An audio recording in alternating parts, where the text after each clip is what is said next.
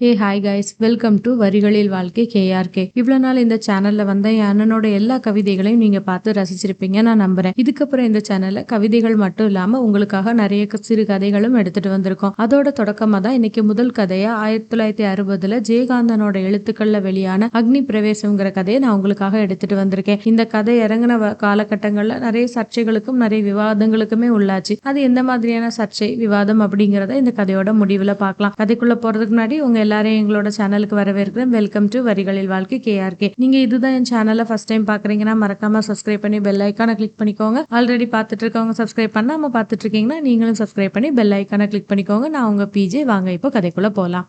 கதையோட தொடக்கத்துல ஒரு சாயங்கால நேரம் நல்ல மழை பெஞ்சிட்டு இருக்கு. பெண்கள் கல்லூரியில இருந்து நிறைய பெண்கள் வரிசையா வெளியே வந்து பஸ்ஸுக்காக காத்துட்டு இருக்காங்க. அப்படி பஸ்ஸுக்காக காத்துட்டு இருக்க நிறைய பேர் அவங்களோட பஸ் வருது அதுல ஏறி போறாங்க. ஒரு சிலர் வந்து நல்ல வசதியானவங்க, அவங்க அவங்களோட கார்ல போயிட்டு இருக்காங்க. அப்படி கார்ல போறவங்க அவங்க பெஸ்ட் ஃப்ரெண்ட்ஸே அவங்க கார்ல ஏத்திக்கிட்டு போறாங்க. நிறைய பேர் அந்த காலேஜ் பஸ்ல போறவங்க அவங்க அந்த காலேஜ் பஸ் வந்தோன்னா அதுல ஏறி போயிடுறாங்க. இப்படி வரிசையா எல்லா பெண்களும் அப்படி போயிட்டு இருக்கவே இவ்வளவு நேரம் மழை சத்தம் அந்த பெண்களோட சிரிப்பு சத்தம் பேசுற சத்தமா இருந்த அந்த தெருவுல கொஞ்சம் கொஞ்சமா அந்த சத்தம் எல்லாம் குறைஞ்சு இப்ப 20க்கும் குறைவான பெண்கள் அங்க நின்னுட்டு இருக்காங்க. அப்படி நின்னுட்டு இருக்க அந்த வரிசையிலயுமே நிறைய பெண்களுக்கு அவங்களோட பஸ் வருது அதுல ஏறி போறாங்க. இப்ப அங்க ரெண்டு பேர் தான் இருக்காங்க. ஒரு பெரிய பொண்ணு ஒரு சின்ன பொண்ணு இருக்கிறதா காட்டுறாங்க. இதுல அந்த சின்ன பொண்ணு தான் நம்ம கதையோட கதாநாயகி. நம்ம சின்ன பொண்ணை காட்டும் போது அவ காலேஜ் படிக்கிற பொண்ணு மாதிரி எல்லாம் ஏதோ ஒரு +2 படிக்கிற பொண்ணு மாதிரி தான் பார்க்க இருக்கிறா. ஆனா அவளை பார்த்தாலே தெரியுது அவ ரொம்ப வசதியான வீட்டை சேர்ந்தவெல்லாம் இல்ல. ஏன்னா அவ போட்டிருக்க தாவணி அவங்க அம்மாவோட பழைய சாரியில இருந்து தைச்ச ஒரு தாவணி, அதுக்கு மேட்சே இல்லாத ஒரு பாவாடை சட்டை, காதுல கல்லு போன ஒரு கம்மல், கழுத்துல சின்ன கருப்பு பாசி மணி, நல்ல எண்ணெய்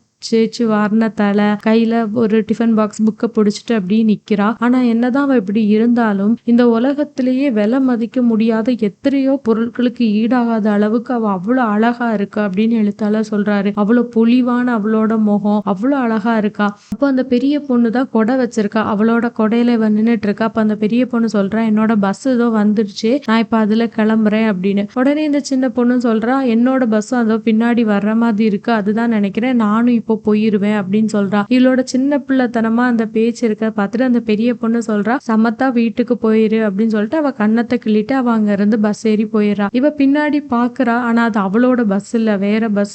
என்ன செய்யறதுன்னு தெரியாம அங்க நின்னுட்டு இருக்கா. அந்த பஸ்ஸும் போனதுக்கு அப்புறம் இப்போ நேரம் அதிகமாயிட்டே இருக்கு. அந்த இடமே ரொம்ப இருட்டிட்டு பெரிய மழை வர்ற மாதிரி இருக்கு. ஏத்தால அவ காலேஜ பாக்குறா. அங்க ஒரு சிலர் அப்படி நடந்து போற மாதிரி தெரியுது. சரி இதுக்கப்புறம் நம்ம காலேஜ்குள்ள போய் நின்றலாம்னு சொல்லிட்டு ரோடு கிராஸ் பண்ணி போக போறா. அப்படி போகும்போது அவ முன்னாடி ஒரு பெரிய கார் வந்து நிக்குது. அந்த கார் அவளை ஒராசிட்டு நிக்கிற மாதிரி இருக்கு. ஒரு செகண்ட் அவ அந்த கார் அப்படி பிரமிச்சு பார்த்துட்டு இருக்கா. அப்படி பார்த்துட்டு இருக்கவே அந்த காருக்குள்ள இருந்தவர் கார் விண்டோவை இறக்கிட்டு அவளை பார்த்துட்டு, காருக்குள்ள ஏறுங்க, நான் உங்களை டிராப் பண்றேன் அப்படின்னு சொல்லிட்டு பின்னாடி சாஞ்சிட்டு கதவை அப்படி திறக்கிறாரு. இவ இல்ல வேண்டாம், மழை இப்ப நின்னுடும், பஸ் வந்துரும், நான் பஸ்ல போயிடுறேன் அப்படின்னு சொல்றா. அவரு இல்ல நீங்க கார்ல ஏறுங்க அப்படின்னு அவ கையை பிடிச்சி இழுக்காத குறையா காரை விட்டு வெளியே இறங்கி வந்து உள்ள ஏறுங்க அப்படின்னு சொல்றான். திருப்பி பாக்குறா. அவ மழைக்கு ஒதுங்கி நின்று அந்த இடத்துல இப்ப ஒரு மாடு நிக்குது.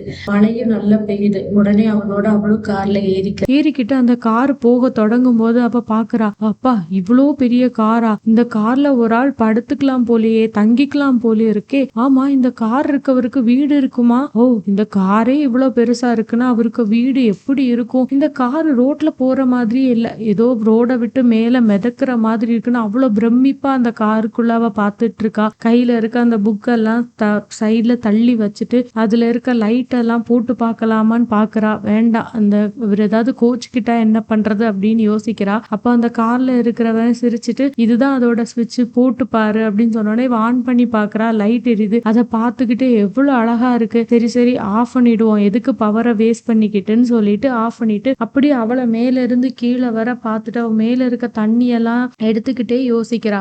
இன்னைக்கு பார்த்து இப்படி ஒரு தாவணியை கட்டிட்டு வந்துட்டேனே, இந்த பாலா போனதை வேற ஏதாவது போட்டிருக்கலாம் அப்படின்னு மனசுக்குள்ள நினைச்சிட்டே அவ தாவணியை புழிஞ்சு விட்டுட்டு முகத்தை துடைக்க போகும்போது அந்த கார்ல இருக்கிறவன் அவளுக்கு ஒரு டர்க்கி தலைக்கு டவல் எடுத்து கையில கொடுக்குறான். அத முகத்தை துடைக்கும் போது அதுல இருந்து அப்படி ஒரு வாசனை வருது. இப்ப அந்த காரோட வாசனை, அந்த காருக்குள்ளே ஒரு வெதுவெதுப்பான தன்மை. இவ்வளவு நேரம் வெளியில மழையில நனைஞ்சிட்டு இருந்த அவளுக்கு அது ரொம்ப நல்லா இருக்கு. அப்படியே விண்டோ வழியா வெளியே பார்த்து ரசிச்சுக்கிட்டே வாரா. நிறைய லைட்டு வெளிச்சம், தெருக்கள்ல இருக்கிற கடைகள், இதெல்லாம் பார்க்க அவ்வளோ அழகா இருக்கு. அதை பார்த்துக்கிட்டே அவ போயிட்டு இருக்கா. போயிட்டு இருக்கும் போது கார் வேற ஒரு இடத்துல போகும்போது அவ அப்படியே யோசிக்கிறா, கார் ஏன் இந்த ரூட்ல போகுது, ஓ என் வீடு அங்க எல்லாம் இருக்கு அப்படின்னு அவ சொல்றா. சொன்னோன்னு அவன் சொல்றான், யாரு இல்லைன்னு சொன்னா, இருக்கட்டுமே போலான்னு சொல்லிட்டு அந்த கார் போய்கிட்டே இருக்கு. போயிட்டு இருக்கும் போது இவளுக்கு மனசுக்கு ஒரு பயம் இந்த சமயம் வருது. இது எங்க போறதுன்னே தெரியலையே, இப்போ இவர்கிட்ட வீட்டுக்கு போகணும்னு சொன்னா ஏதாவது நினைச்சுப்பாரோ அப்படின்னு நினைச்சுக்கிட்டே போறா. இப்ப அந்த லைட்டு வெளிச்சம் இதெல்லாம் இருந்த அந்த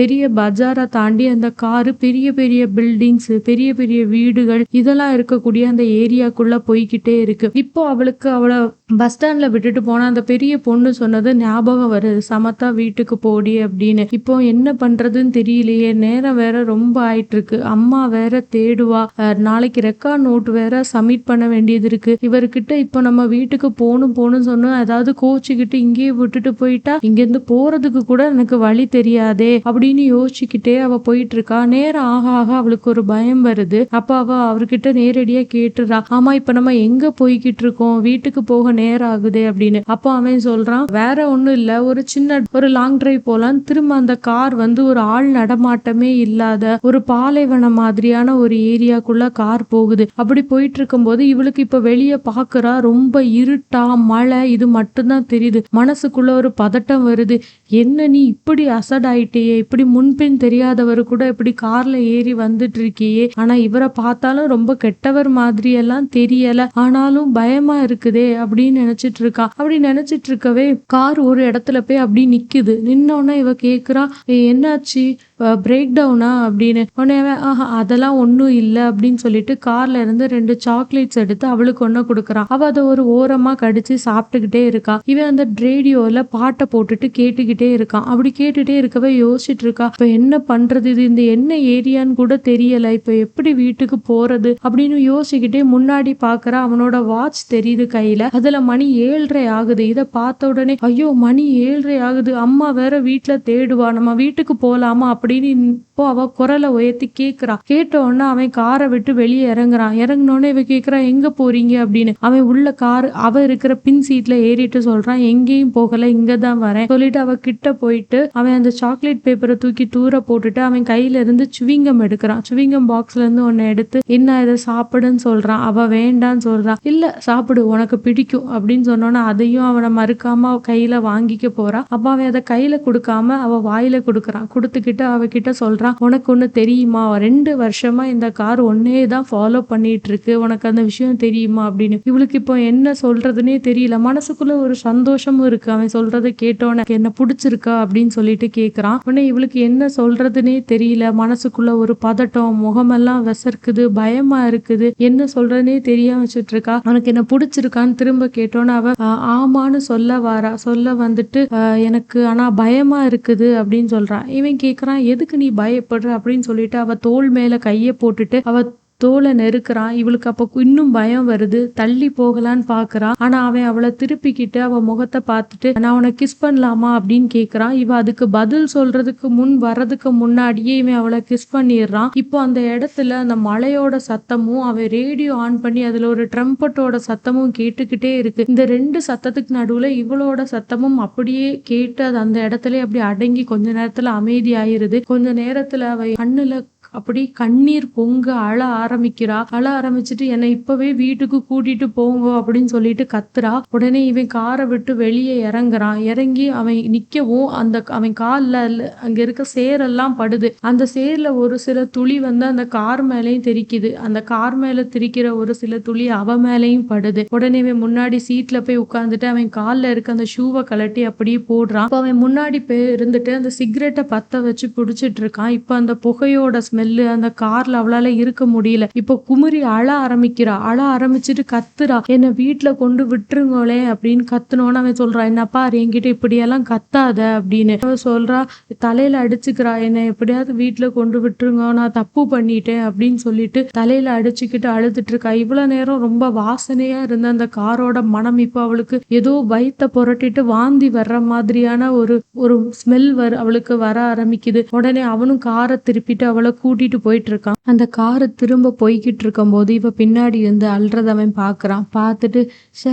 இதெல்லாம் எதுக்கு காலேஜுக்கு போகுது, இந்த ஈவினிங்கே வேஸ்ட் ஆக்கிடுச்சு, இப்படி இன்னும் அல்றாளே அப்படின்னு அவளை திரும்பி பார்த்து சொல்றான், என்னப்பா நான் உணர்ச்சிகளை வேதனைப்படுத்திருந்தா என்ன மன்னிச்சிரு அப்படின்னு சொல்றான். அதுக்கு அவ எந்த பதிலுமே சொல்லாம அழுதுகிட்டே இருக்கா. அந்த கார் போய்கிட்டே இருக்கு. இப்போ அந்த பாலைவனங்கிற இடத்த தாண்டி நிறைய பெரிய பெரிய வீடுகள், பில்டிங்கள் இருக்கக்கூடிய அந்த ஏரியாக்குள்ள நுழையுது. இப்ப மெதுவா அவ இருக்கக்கூடிய ஏரியாவுக்கு கார் வருது. அவன் எதிர்பார்க்கறான், இவளே சொல்லுவா என்ன இங்க இறக்கி விட்டுருங்க அப்படின்னு. ஆனா அவ எதுவுமே சொல்லாம அமைதியா இருக்கான். இவனும் அவளோட தெருவுகிட்ட நெருங்க காரை மெதுவா ஓட்ட ஆரம்பிக்கிறான். இவ எதுவுமே சொல்லாதோன அவனே நிப்பாட்டிக்கிட்டு அவகிட்ட சொல்றான், இங்க பாரு, இதுக்கு மேல நான் கொண்டு போய் உன்னை விட முடியாது, நீ இதுலயே இறங்கிக்கோ அப்படின்னு சொல்லிட்டு அவன் காரை விட்டு இறங்குறான். இறங்கி அவளை இறக்கி விடுறான். இப்பதான் பாக்குறான், இது கூட தெரியாத ஒரு பொண்ணா இருக்காளே, நம்ம அங்க வர இறக்கி விட கூடாதுன்னு தெரியாத அளவுக்கு ஒரு பொண்ணா இருக்காளே நினைச்சு அவ இறங்கி நிக்கும் போது அவளை பார்க்கும்போது இவனுக்கு கஷ்டமா இருக்கு.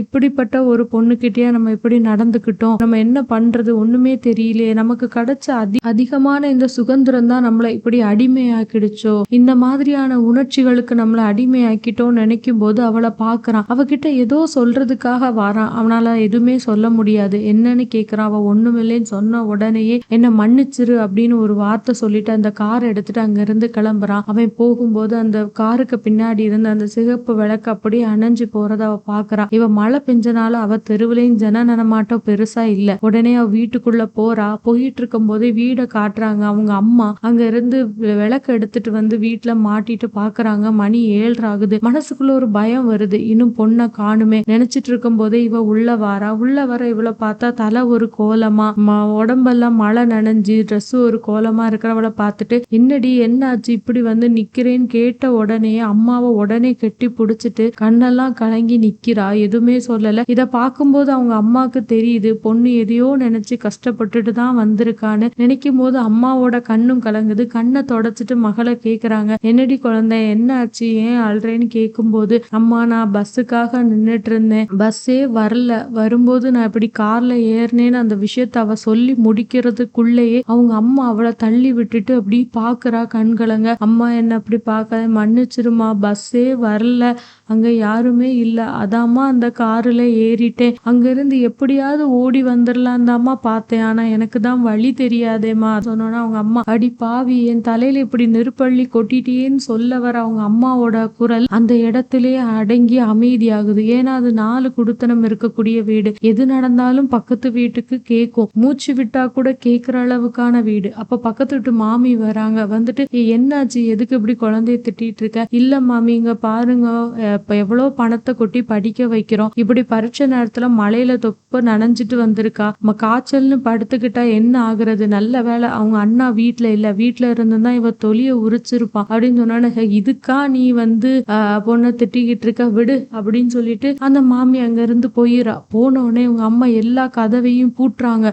ஜன்னல் எல்லாத்தையும் பூட்டிட்டு விளக்கு எடுத்துட்டு உள்ள போய் பாக்குறாங்க. அவங்க மக அங்க படுத்து கிடக்குதா பார்த்த உடனே இவளை இப்ப நம்ம என்ன பண்றது, என்ன செய்யலான்னு பார்க்கும்போது கிச்சன்ல பாக்குறாங்க, நெருப்பு விறகு பத்த வச்ச அடுப்புல நெருப்பு எரிஞ்சிட்டு இருக்கு. இதுல கொஞ்சம் தள்ளி கொண்டு இவ தலையில கொண்டு கொட்டிடலாமா, கொட்டினா அதுக்கப்புறம் மகன் இறந்து போவா, இதுக்கப்புறம் இந்த ஊர் வாயை மூடிட முடியுமா, இவளை கொன்னதுக்கு அப்புறம் நான் உயிர் வாழ்வனா, மகளை கொன்னுட்டே நானும் என் உயிரை விட்டுற மாட்டேன், அதுக்கப்புறம் இந்த ஊர் அடங்கிருமா, இந்த குடும்பம் என்ன ஆகுறது, நல்ல குடும்பத்துல இருந்து இந்த மாதிரி மானம் போயிடுத்தேன்னு எல்லாரும் சொல்ல மாட்டாளா, என்ன பண்றதுன்னு யோசிச்சுட்டே தான் மகளை பார்த்தவ தன் மகளை தொட கூட அருவரு செத்த மாதிரி நிக்கிறா. அவங்க அம்மா கூட்டிட்டு வந்து உட்கார வச்சு தலையில தண்ணிய கோரி ஊத்தி வச்சு நல்லா சீகக்காய் எடுத்து தலையில தேய்ச்சிட்டு இவனுக்கு அந்த கடவுள் தான் கூலி கொடுக்கணும்னு அந்த பையனை நினைச்சு திட்டிட்டே வேற கேக்குறா. உனக்கு முன்ன பின்ன தெரியுமாடி, நீ இவ இல்லைங்கிறா. இவெல்லாம் நல்லாவே இருக்க மாட்டான், அந்த கடவுள் தான் இவனுக்கு ஏதாவது பண்ணுன்னு தலையில அந்த சீகக்காயை போட்டு தேய்க்கிற தேயில ஏதோ அவ மகளோட தலையெழுத்தையே அவ தேய்ச்சி அழிக்கிற மாதிரி அவங்க அம்மா தேய்க்கிறாங்க. தேய்ச்சிட்டு அவளை தண்ணியில முழுசா குளிப்பாட்டி தலையை துவட்டி கூட்டிட்டு வந்து சொல்றா, இங்க பாருடி, உனக்கு நடந்ததை நீ மறந்துரு. ஆனா இந்த விஷயம் வெளியே இருக்க யாருக்குமே தெரியக்கூடாது. தெரிஞ்சா இங்க இருக்கிற ஒவ்வொருத்தரும் ஒவ்வொன்னு பேச ஆரம்பிச்சிருவா. தான் வீட்லயும் ஒரு பெண் குழந்தை இருக்கிறேன்னு யாருமே யோசிக்க மாட்டாயே. ஏன் இவ்வளோ பேசுறேனே, நான் இன்னொரு வீட்டு பொண்ணுக்கு இப்படி நடந்திருந்தா என் வா இப்படிதான் பேசும் நினைக்கிறியா? இல்ல, வேற மாதிரி தான் பேசும். அதனால இந்த விஷயம் வேற யாருக்குமே தெரியக்கூடாது. இப்ப நான் உன் தலையில ஊத்துனேனே, அது ஜலம் நினைச்சுக்காத, நெருப்பள்ளி உன் தலையில ஊத்தி இருக்கேன்னு நினைச்சுக்கோ. இந்த விஷயத்தோட இதோட மறந்து வெளியே தெரியாம பாத்துக்கோ. உனக்கு ஒண்ணு தெரியுமா, மனசுல அழுக்கு இருந்தா தாண்டி அழுக்கு, உடம்புல இருக்கிறது அழுக்கே இல்ல, அது தண்ணி விட்டா சுத்தமாயிரும். உனக்கு ராமாயணத்துல வரக்கூடிய அகலியோட கதை தெரியுமோ? அவ ராமரோட பாதத்துல இருந்த 2 துளி தண்ணி பட்டு சுத்தமாயிட்டான்னு சொல்லுவா. ஏன்னா அவ மனசால ரொம்ப சுத்தமானவடி. அதனாலதான் அந்த 2 துளி நீர் அவளை வந்து முழுசா சுத்தம் பண்ணிடுச்சு. இப்ப நம்மளுமே ரோட்ல நடந்து போயிட்டு இருக்கோம், தெரியாம அசிங்கத்தை மிதிச்சிடறோம். உடனே காலே வேண்டான்னு வெட்டியா போட்டுடுறோம். வீட்டுக்கு வந்து காலை அலம்பிட்டு பூஜை ரூம்குள்ள போறது இல்லையா? கடவுள் என்ன நம்மளை வரப்படாதுன்னு துரத்தவா செய்றாரு? இல்லையே, நம்மளை ஏத்துக்கிறாருல. அது மாதிரி தாண்டி இதுவும். இப்போ நீயும் அப்படிதான் மனசால ரொம்ப சுத்தமா இருக்க. உன் உடம்புல இருந்து அழுக்கையும் சுத்தம் பண்ணியாச்சு. அதனால இந்த விஷயம் வெளியே யாருக்குமே தெரியக்கூடாது. ஒருவேளை தெரிஞ்சாலும் நீ இப்ப கார்ல வந்து இறங்குனதை யாராவது பார்த்திருப்பா, அதை பத்தி மட்டும்தான் பேசுவா. வேற எதுவும் வெளியே தெரியக்கூடாது, எனக்கு நீ சத்தியம் பண்ணி கொடுன்னு அவங்க அம்மா முன்னாடி கேட்டு ஏதோ அவங்களோட ரகசியத்தை மறைச்சுக்கிறதுக்காக சத்தியம் கேட்ட மாதிரி கேக்குறாங்க.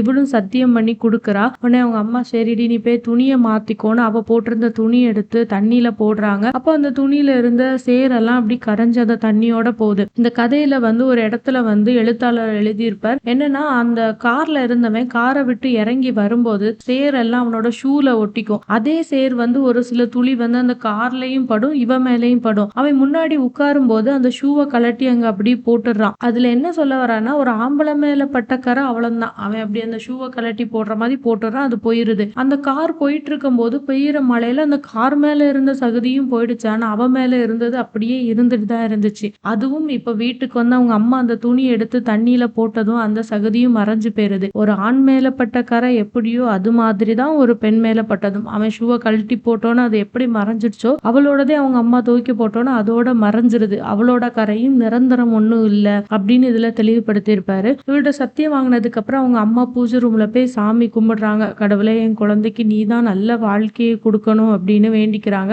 அடுத்த நாள் அவ திரும்பவும் காலேஜுக்கு போக ஆரம்பிக்கிறா. அவளோட வழியில நிறைய கார்கள் போகுது. ஏதாவது ஒரு கார் அவ ஏறெடுத்து பார்க்கணுமே, பாக்குறா. ஆனா எந்த காரும் அவ வாழ்க்கையிலையும் குறுக்கிடாத மாதிரி, அவளும் எந்த காரோட வழியிலையும் குறுக்கிடாத மாதிரி இருக்கிறதுல கவனமா இருக்கிறா. இதோட இந்த இடத்துல இந்த கதையும் முடியுது. இந்த கதையோட தொடக்கத்துல நான் சொல்லியிருப்பேன், இந்த கதை இறங்கின காலகட்டங்கள்ல நிறைய சர்ச்சை விமர்சனங்களுக்கு உள்ளாச்சுன்னு. அந்த சர்ச்சை விமர்சனங்களுமே இந்த கதையோட முடிவு தான். ஒரு அம்மா எப்படி இந்த மாதிரி ஒரு முடிவு எடுக்க முடியும்? இந்த காலகட்டத்துக்கு வேணா நமக்கு இந்த முடிவு சரிதானே, இதுல என்ன தப்பு, இப்படித்தானே ஒரு அம்மா யோசிக்கலாம் தோணலாம். ஆனா 1960, 68கள்ல இந்த மாதிரி யோசிக்கக்கூடிய மனுஷங்க ரொம்ப கம்மியா இருந்தாங்க. அவங்க எல்லாருமே இதுக்கு எதிர்ப்பு தான் தெரிவிச்சாங்க.